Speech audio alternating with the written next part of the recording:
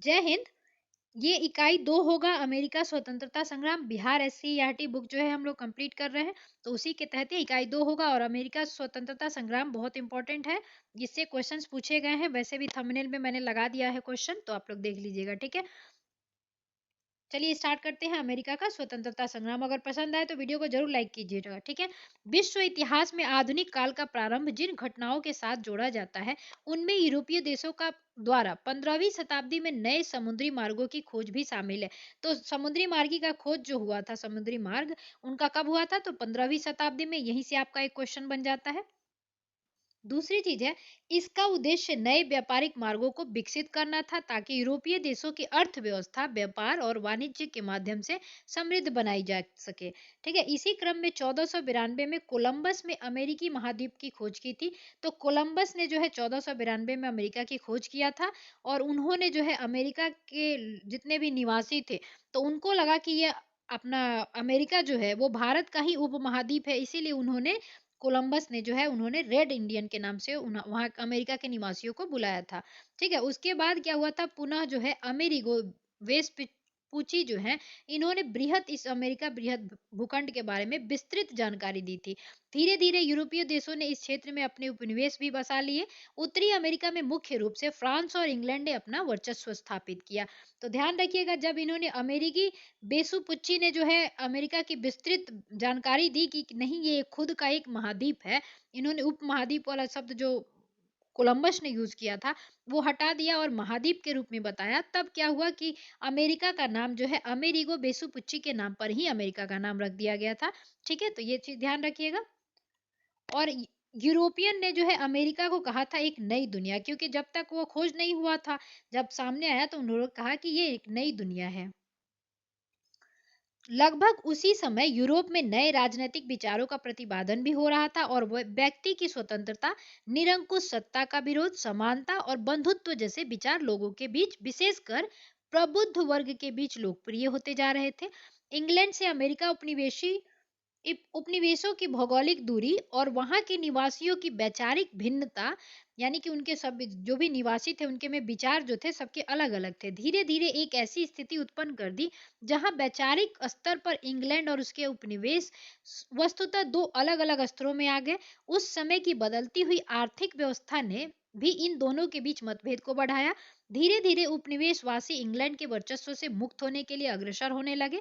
इसी का परिणाम जो है अमेरिका का स्वतंत्रता संग्राम सामने आया था, ठीक है। अब देख लेते हैं कारण क्या क्या था जो अमेरिका का स्वतंत्रता संग्राम हुआ था। तो अमेरिकी स्वतंत्रता संग्राम विश्व इतिहास में भी एक महत्वपूर्ण घटना है, जिसके निम्नलिखित कारण थे। तो पहला कारण था उपनिवेशों में राजनीतिक स्वायत्ता का अभाव। अमेरिकी उपनिवेशों में अधिकांश अंग्रेज लोग थे जिन्होंने इंग्लैंड की संसदीय व्यवस्था एक विधि विधान को देखा था। अतः वे लोग उपनिवेश से भी उसी तरह की प्रजातांत्रिक व्यवस्था चाहते थे। तो देख ही रहे होंगे आप, वहां क्या चाहते थे? राजनीतिक स्वायत्ता चाहते थे। तो पहला कारण ये बन जाता है आपका, ठीक है। जबकि ब्रिटिश शासक इसके खिलाफ थे। उपनिवेशों के गवर्नर इंग्लैंड के राजा मनोनीत किए जाते थे, जिन्हें विशेषाधिकार भी प्राप्त हुआ करता था। और वे उपनिवेश वासियों के प्रति उत्तरदायी नहीं थे, यानी कि वो अपनी जिम्मेदारियों को जो है बखूबी नहीं निभा रहे थे। फलतः संघर्ष की स्थिति बनी रहती थी। उपनिवेश वासियों का को शासन के योग्य नहीं माना जाता था, जिसके कारण उनमें भारी असंतोष था। यानी कि जो उपनिवेश कंट्री के जो निवासी थे, उनको जो है अपना शासन के योग्य यानी प्रशासनिक जो पद होते हैं उनमें योग्य नहीं माना जाता था और शामिल नहीं किया जाता था, जो इनके असंतोष का कारण था। जैसे कि हमारे भारत में था। तो किसी भी स्वतंत्रता संग्राम के पीछे का कारण यही सब होता है, भौतिक, सांस्कृतिक, राजनीतिक और आर्थिक, तीन ही कारण जो होते हैं, जो आगे चल के स्वतंत्रता संग्राम के रूप में बदल जाते हैं। हमने अपने भारत में भी देखा है बहुत से इतिहास में। जैसे 1857 की क्रांति आप मेन याद होगा आप लोगों को। अब देख लेते हैं अमेरिकी स्वतंत्रता संग्राम के कौन-कौन से प्रमुख कारण थे। तो उपनिवेशों में राजनीतिक स्वायत्ता का अभाव, मध्यम वर्ग का उदय होना, भौगोलिक दूरी भी एक कारण था, धार्मिक एवं सामाजिक व्यवस्था में मतभेद होना, सप्तवर्षीय युद्ध का प्रभाव भी था इस पे, प्रगति विरोधी आर्थिक नीति, लेखकों एवं प्रचारकों की भूमिका। लेखक और प्रचारक जो होते हैं अपने लेख के द्वारा लोगों में जो है जागरूकता की, मतलब जागरूकता बढ़ाते हैं। जॉर्ज तृतीय की निरंकुश नीति और तात्कालीन कारण क्या था अमेरिका के स्वतंत्रता संग्राम का? तो वो था बोस्टन चाय पार्टी यानी बोस्टन टी पार्टी, ठीक है। तो यहाँ से अब एक क्वेश्चन आपको यहीं से याद रखना है कि तात्कालीन कारण क्या था अमेरिका के स्वतंत्रता संग्राम का? तो बोस्टन टी पार्टी, ठीक है। और ये भी जितने भी आपके अमेरिका स्वतंत्रता संग्राम के कारण थे वो यहीं पे शॉर्ट में दे दिया है, तो यहीं पे आप लोग याद रख लीजिएगा क्योंकि स्टेटमेंट बन जाएगा और क्वेश्चन बन जाएगा कि कौन सा स्वतंत्रता संग्राम के कारण नहीं थे, ठीक है। चलिए भौगोलिक दूरी कैसे था ये देख लेते हैं। तो इंग्लैंड और अमेरिका की भौगोलिक दूरी काफी अधिक थी। यह दोनों क्षेत्र अटलांटिक महासागर के दो अलग अलग छोर पे थे।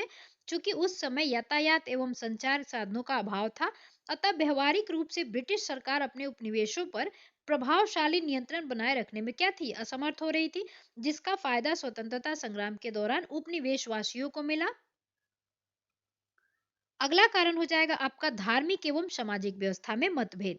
तो अमेरिकी उपनिवेश एवं ब्रिटिश के बीच धार्मिक एवं सामाजिक स्तर पर भी मतभेद थे।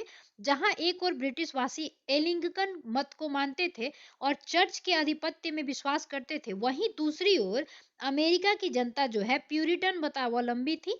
धार्मिक उत्पीड़न से तबाह होकर प्रोटेस्टेंटों एवं प्यूरिटनों ने इंग्लैंड छोड़कर अमेरिका में शरण ले ली थी।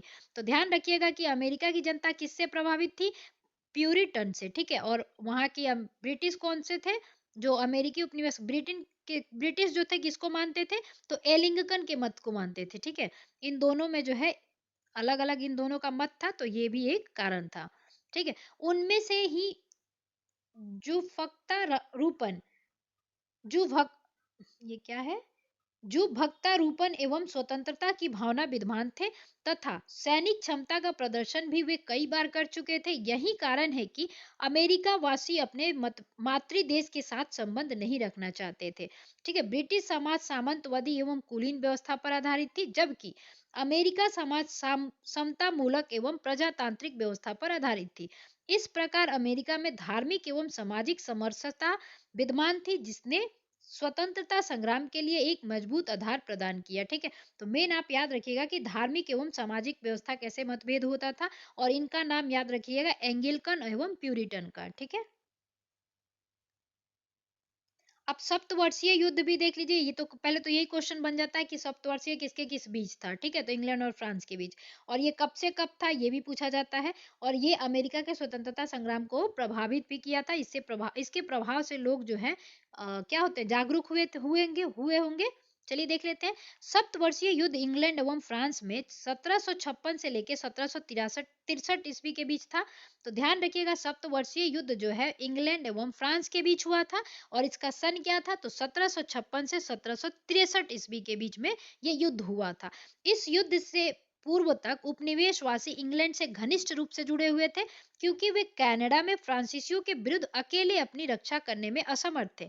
लेकिन इस युद्ध में फ्रांस की पराजय के साथ ही भय समाप्त हो गया, ठीक है। अब ये सप्तवर्षीय युद्ध में पराजय किसकी होती है? तो फ्रांस की होती है, ये भी ध्यान रखना है आपको, ठीक है।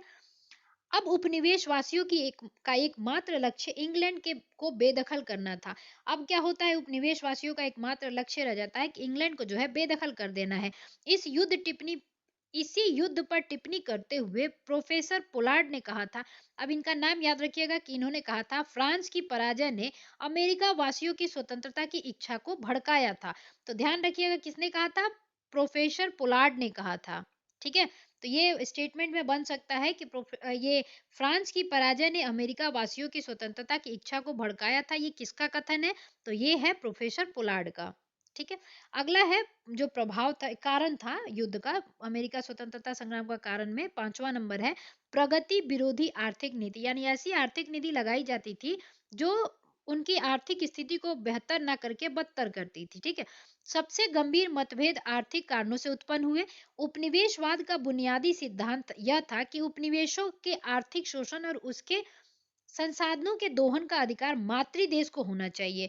जो भी उनका संसाधन है उसके यूज का किसका होना चाहिए अधिकार? मातृ देश यानी कि जिसका वो देश है, ठीक है। दूसरी ओर उन्मुक्त व्यापार की धारणा विकसित हो रही थी, जिसमें राज्य द्वारा व्यापार का नियंत्रण करने का विरोध किया गया था। इस सिद्धांत के अनुसार उपनिवेशवासी अपने व्यापार एवं अन्य क्रियाकलापों में इंग्लैंड के हस्तक्षेप को नापसंद करते थे। अतः उपनिवेशों में विकसित हो रहा मध्यम वर्ग इंग्लैंड के कुलीन वर्गीय शासन का अंत चाहता था। अब देखिए आपत्तिजनक कर, तो देखिए सभी जो संग्राम होते हैं ना मैक्सिमम उनके यही सब कारण होते हैं, राजनैतिक, सांस्कृतिक और आर्थिक, ठीक है। अब यहाँ देखिए आपने आपत्तिजनक कर लगाया गया। सप्तवर्षीय युद्ध में इंग्लैंड की काफी आर्थिक क्षति हुई थी, अतः क्षतिपूर्ति हेतु तत्कालीन प्रधानमंत्री ग्रेनविले ने 1765 ईस्वी में स्टाम्प एक्ट पारित किया। अब यहाँ पे रुकेंगे आप लोग और ध्यान देंगे कि सप्तवर्षीय युद्ध में जो है इंग्लैंड जीत तो गया लेकिन उसकी आर्थिक क्षति बहुत हो गई थी। तो इस क्षतिपूर्ति हेतु तत्कालीन प्रधानमंत्री यानी उस समय इंग्लैंड के प्रधानमंत्री कौन थे? ग्रेनविले। उन्होंने 1765 में क्या जारी किया? तो उन्होंने स्टाम्प एक्ट पारित किया जिसके अनुसार सभी अदालती कागजों, अखबारों आदि पर 20 सीलिंग का स्टाम्प लगाना अनिवार्य हो गया था। अब इनने कर लगा दिया कितना? 20 सीलिंग का, ठीक है। तो ये भी पूछा जा सकता है कितने का कर लगा था? तो 20 सीलिंग का जो है स्टाम्प कर लगाना अनिवार्य कर दिया गया था। और ये जो एक्ट पारित किया गया था स्टाम्प एक्ट कहलाया, और किसने किया था? ग्रेनविले ने 1765 में किया था। इसी टाइप से जो है क्वेश्चंस बनते हैं, इसलिए मैं इसको दोहरा देती हूँ, ठीक है। इस कानून से उपनिवेशों में व्यापक विरोध की भावना जग उठी और उपनिवेश वासियों ने ब्रिटेन से आने वाली सभी वस्तुओं का बहिष्कार करने का निश्चय कर लिया। 1700 सड़सठ होगा, 1767 1767 ईस्वी में ब्रिटिश संसद ने उपभोक्ता वस्तुओं पर कर लगाया। ये वस्तुएं थी कागज, सीसा, चाय एवं रोगन। अब ये देख लीजिए ये लोग जो इकट्ठा हुए हैं ये क्या कर रहे हैं? स्टाम्प एक्ट का विरोध करते हुए उपनिवेशवासी हैं ये, ठीक है। उपनिवेशवासियों ने इन करों का व्यापक विरोध किया तथा सैमुअल एडम्स ने प्रतिनिधित्व नहीं तो कर नहीं का नारा दिया। तो ध्यान रखिएगा ये पूछा जाता है कि प्रतिनिधित्व नहीं तो कर नहीं किस स्वतंत्रता संग्राम का नारा है? तो ये अमेरिका स्वतंत्रता संग्राम में हुआ था। और ये किसने दिया था? तो सैमुअल एडम्स ने दिया था, ये भी आपको ध्यान रखना है। और ये कौन से कर के विरुद्ध में दिया गया था? तो स्टाम्प एक्ट जो कर लगा था उसके तहत, ठीक है। ब्रिटिश सरकार की कार्यवाहियों का विरोध करने के लिए उपनिवेशवासियों ने स्वाधीनता के पुत्र एवं स्वाधीनता की पुत्रियां आदि संस्थाएं स्थापित की।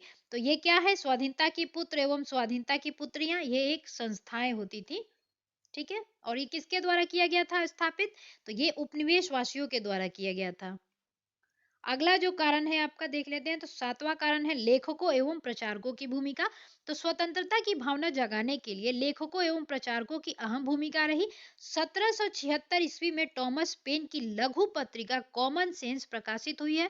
तो याद रखिएगा 1776 में जो है टॉमस पेन की लघु पत्रिका का नाम क्या था? कॉमन सेंस, जो प्रकाशित हुई। इसमें अत्यंत प्रभावशाली एवं उत्तेजक शैली में स्वतंत्रता की आवश्यकता पर बल दिया गया था। तो यानी कि उन्होंने बताया था कि हमारा स्वतंत्रता जो है कितना हमारे लिए महत्वपूर्ण है, और उन्होंने उत्तेजक शैली में जो है लेख लिखा था, ठीक है।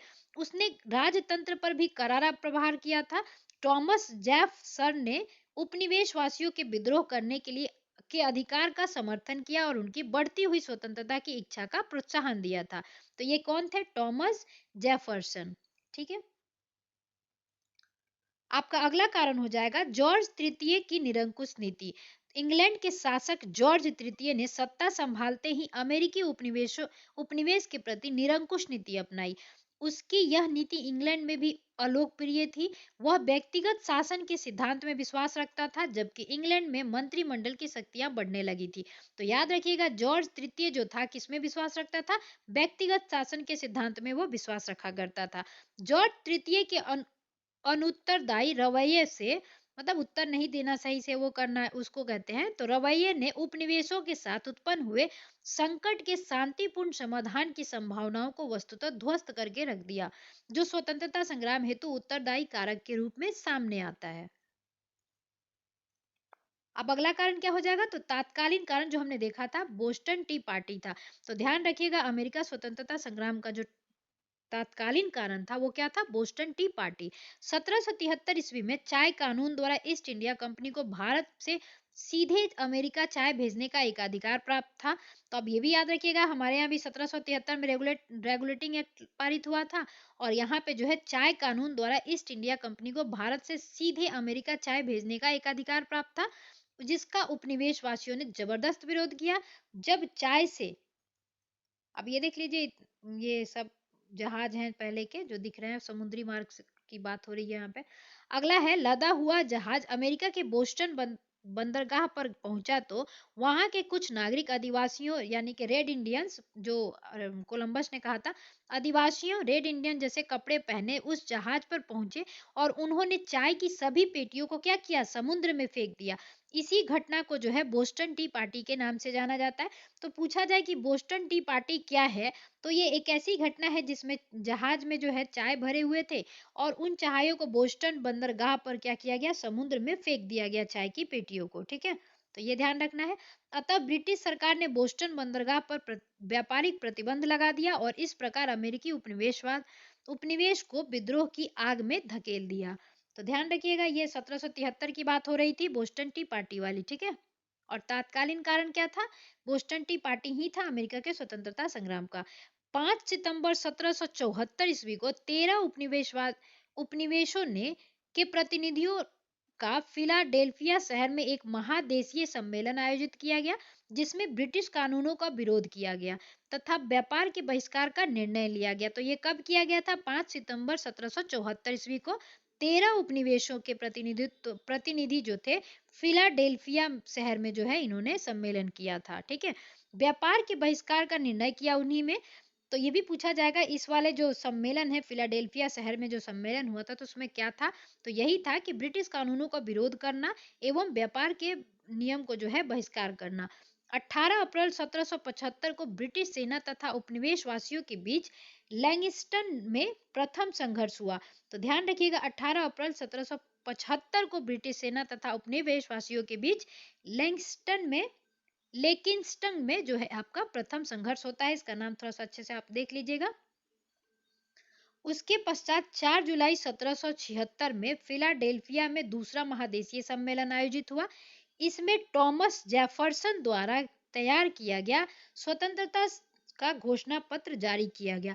अब ये क्वेश्चन अभी बीपीएससी 2.0 में जो है पूछा गया था कि नहीं, स्वतंत्रता संग्राम की घोषणा किसने की थी अमेरिका की, तो वो किया था, ऑप्शन में था टॉमस जेफरसन। तो याद रखिएगा, टॉमस जेफरसन ने जो है आपने स्वतंत्रता का घोषणा पत्र जारी किया था। ठीक है, और ये कब किया था, 4 जुलाई 1776 को फिलाडेल्फिया में दूसरा महाद्वीपीय सम्मेलन जो हुआ था, देशीय सम्मेलन, उसमें किया था। ठीक है, तो थोड़ा सा उसको भी ध्यान रखिएगा। और ये कौन है, जॉर्ज वाशिंगटन है।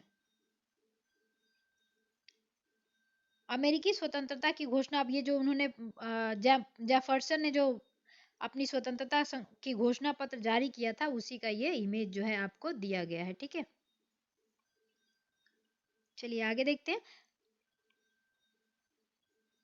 जॉर्ज वॉशिंगटन को अमेरिकी उपनिवेश का सेनापति नियुक्त किया गया। उसमें क्या किया गया, जॉर्ज वॉशिंगटन जो है उनको अमेरिकी उपनिवेश का सेनापति नियुक्त किया गया।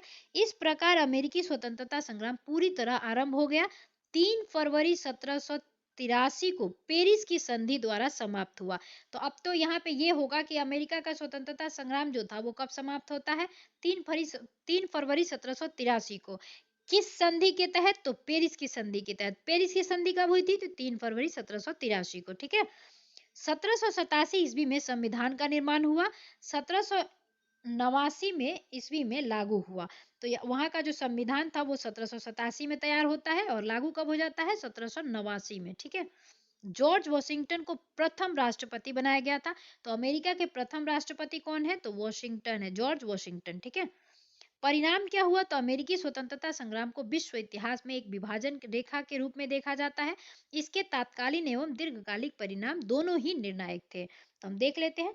ब्रिटेन का एक कीमती उपनिवेश हाथ से निकल गया तथा अटलांटिक महासागर के पार संयुक्त राज्य अमेरिका के रूप में एक शक्तिशाली राष्ट्र का उदय हुआ, जिससे पूरे विश्व को प्रभावित किया। ये जो उदय होता है, तो इससे क्या होता है, सभी विश्व जो है प्रभावित होते हैं। अमेरिका स्वतंत्रता संग्राम एक तरह से वाणिज्यवादी प्रतिबंधों के विरुद्ध एक विद्रोह था। तो अमेरिका स्वतंत्रता संग्राम जो है वाणिज्यवादी प्रतिबंध जो थे उसके विरोध एक विरुद्ध था, विद्रोह था। अतः इसने एडम स्मिथ के लैसेज फेयर मुक्त व्यापार के सिद्धांत को मजबूत किया। तो ध्यान रखिएगा, इसमें एडम स्मिथ ने जो है मुक्त व्यापार का यानी कि लैसेज फेयर के सिद्धांत को जो है इन्होंने दिया था। किसने? एडम स्मिथ ने दिया था। वो अमेरिका स्वतंत्रता संग्राम में क्या हुआ, उसको मजबूती मिलती है। तीसरा है ब्रिटेन की हार का दोष जॉर्ज तृतीय तथा उसके मंत्रियों के मत्थे मढ़ा गया। तो ये भी क्वेश्चन पूछा गया था कि ब्रिटेन की हार जो है किसके मत्थे मढ़ा गया था, तो वो थे जॉर्ज तृतीय या उसके मंत्री। ठीक है, तो याद रखिएगा जॉर्ज तृतीय एवं उनके मंत्री थे। तानाशाह बनने का जॉर्ज तृतीय का सपना चूर हो गया। लॉर्ड नॉर्थ का मंत्रिमंडल बर्खास्त तथा अधिक उदार मंत्रिमंडल नियुक्त हुआ। इंग्लैंड में जल्द ही कई सुधार लागू हुए, जैसे आयरलैंड की संसद को लगभग स्वतंत्र स्थान प्राप्त हुआ 1782 ईस्वी में। कैथोलिक आयरिश लोगों को मताधिकार मिला 1793 ईस्वी में। आयरिश संसद वेस्टमिंस्टर संसद से जुड़ा 1800 ईस्वी में। ठीक है, इस प्रकार सीमित राजतंत्र एवं और राजनीतिक स्वतंत्रता का वर्चस्व भी क्या हुआ, बढ़ गया। अब यहाँ देखेंगे अमेरिकी स्वतंत्रता संग्राम में फ्रांस को भी प्रभावित किया। इस संग्राम में लफायते के नेतृत्व में फ्रांसीसी सैनिक ने भाग लिया था, अतः वे स्वदेश लौटे तो निरंकुश राजतंत्र के प्रति जनता को जागरूक करने का प्रयास करने लगे। दूसरी ओर फ्रांसीसी अर्थव्यवस्था भी बुरी तरह प्रभावित हुई थी। तो ध्यान रखिएगा ये वाला चीज आपका जो है, इस संग्राम में लफायते के नेतृत्व में फ्रांसीसी सैनिकों ने जो है भाग लिया था। किसके नेतृत्व में? लफायते के नेतृत्व में। अगला है राजनीति में जनता की भागीदारी का मार्ग प्रशस्त हो गया। उसके बाद जनता को धार्मिक एवं अंतःकरण की स्वतंत्रता मिली। मौलिक अधिकारों के माध्यम से लोगों को मूलभूत स्वतंत्रता स्वीकार कर ली गई। तो मौलिक अधिकार भारत ने भी कहाँ से लिया है? अमेरिका से लिया है। विश्व का प्रथम लिखित संविधान अमेरिका में 1789 में लागू किया गया। 1789 में जो है संविधान लागू होता है, किसका? अमेरिका का। अमेरिका की संविधान विश्व की प्रथम लिखित संविधान है। ठीक है, और सबसे बड़ी संविधान भारत की है। इसके संविधान में है महिलाओं को संपत्ति का अधिकार मिला तथा उत्तराधिकारी कानून को न्याय संगत बनाया गया। अमेरिका गणतंत्र बना तथा वहां मॉन्टेग्यू के शक्ति पृथक्करण सिद्धांत को मान्यता मिली। तो ये के मॉन्टेस्क्यू जो है उनका सिद्धांत है ये शक्ति पृथक्करण सिद्धांत। तो ये पूछा जा सकता है कि शक्ति पृथक्करण का सिद्धांत किसने दिया था? तो ये दिया था मॉन्टेस्क्यू ने। ठीक है, अगला है वयस्क मताधिकार लागू नहीं हुआ तथा स्त्रियों को भी मताधिकार से वंचित रखा गया। मताधिकार का आधार संपत्ति को बनाया गया जो उचित नहीं था। इस प्रकार संयुक्त राज्य अमेरिका का गठन एक नए राज्य के रूप में हुआ जिसमें पहली बार लिखित संविधान, शक्ति के पृथक्करण का सिद्धांत, धर्मनिरपेक्ष का सिद्धांत और व्यक्तिगत स्वतंत्रता का सिद्धांत राजनीतिक व्यवस्था के मूल आधार माने गए। इन सिद्धांतों का प्रसार यूरोप में भी हुआ और फ्रांस की राज्य क्रांति ने 1789 में इन्हीं सिद्धांतों को मार्गदर्शक सिद्धांतों के रूप में समस्त विश्व के लिए स्थापित किया। तो ध्यान रखिएगा, अभी आगे आप देखेंगे फ्रांस की क्रांति जो है 1789 में ही होगी। अब औद्योगिकरण पे क्या प्रभाव पड़ा? तो अमेरिका स्वतंत्रता संग्राम के समय से ही पश्चिमी यूरोप की औद्योगिक क्रांति नवनिर्मित अमेरिका समाज में प्रवेश कर रही थी, अतः इससे आर्थिक प्रगति की अपार संभावनाओं का उदय हुआ। अब यहाँ एक नई कार्य संस्कृति जो है विकसित हुई तथा अनेक उद्योग धंधों एवं कल कारखानों का निर्माण हुआ जिसके लिए कच्चा माल पहले से ही मौजूद था। औद्योगिकरण के फलस्वरूप कृषि को भी प्रोत्साहन मिला, अतः आर्थिक क्षेत्र में अभूतपूर्व उन्नति हासिल हुई जिसका परिणाम एक सशक्त एवं विकसित देश के रूप में संयुक्त राज्य अमेरिका का उदय हुआ। तो आज भी अमेरिका विकसित देशों में गिना जाता है और भारत जो है विकासशील देश है। विकासशील और विकसित का यही मतलब होता है कि वहाँ के रिसोर्सेज जो है उसका दोहन किया जा चुका है और जो अभी भी हमारे भारत में ऐसा होगा कि बहुत सी चीजें जो है नहीं पता है हमें, बहुत से संसाधन हैं जिसको हम खोज नहीं पाए हैं और उसका दहन नहीं कर पाए हैं। ठीक है, अब चलिए इंग्लैंड की सफलता का कारण क्या था? तो यद्यपि इंग्लैंड काफी शक्तिशाली था एवं विश्व में उसके कई उपनिवेश भी थे, परंतु उसे अमेरिकी स्वतंत्रता संग्राम में हार का मुंह क्यों देखना पड़ा? इंग्लैंड की असफलता के निम्न कारण थे। कौन कौन से थे? तो अमेरिकी उपनिवेश जो है अटलांटिक महासागर के पार 3000 मील की दूरी पर स्थित थी, अतः वहां समय से सेना एवं संसद पहुंचने में कठिनाई होती थी। दूसरी ओर अमेरिका की भौगोलिक स्थिति में भी अंग्रेजी सेना सैनिक जो है परिचित नहीं थी। दूसरा ये कारण था कि अमेरिका की शक्ति को नजरअंदाज किया उसने एवं अधिकांश अंग्रेज उससे गृह युद्ध ही समझते रहे। उपनिवेश वासियों में एकता एवं उत्साह था, वे स्वतंत्रता के लिए कुछ भी करने को तैयार थे। ब्रिटिश सेनापतियों ने कुछ सामरिक भूलें की। अब भी ब्रिटिश सेनापति जो है कुछ गुण होंगे, रूल्स होंगे, उनमें भी भूल की। ब्रिटिश राजनेताओं के बीच गंभीर मतभेद था। जॉर्ज तृतीय की हठ धर्मिता की नीति के कारण योग्य एवं अनुभवी नेता सरकार से अलग रहे। ब्रिटेन विदेशी सहायता से वंचित रहा, जबकि अमेरिका उपनिवेशों को विदेशी सहायता प्राप्त हुई। विशेषकर फ्रांस ने उपनिवेशवासियों को धन जन की काफी मदद पहुंचाई थी। अमेरिका को जॉर्ज वॉशिंगटन जैसा सुयोग्य नेता मिल गया, जिसने बड़े धैर्य, साहस एवं कुशलता के साथ अंग्रेजी सेना को पराजित किया। ठीक है। अब देख लीजिए अमेरिका में जो उपनिवेशवाद थे, तो उपनिवेशों का नाम। अमेरिका के 13 उपनिवेश, तो कौन कौन से हैं देख लेते हैं। New Hampshire, Massachusetts, Rhode Island, Connecticut, New York, new Jersey, Pennsylvania, Delaware, Maryland, Virginia, उत्तरी कैरोलिना, दक्षिणी कैरोलिना, जॉर्जिया। ये नाम वैसे नहीं पूछेगा। ठीक है।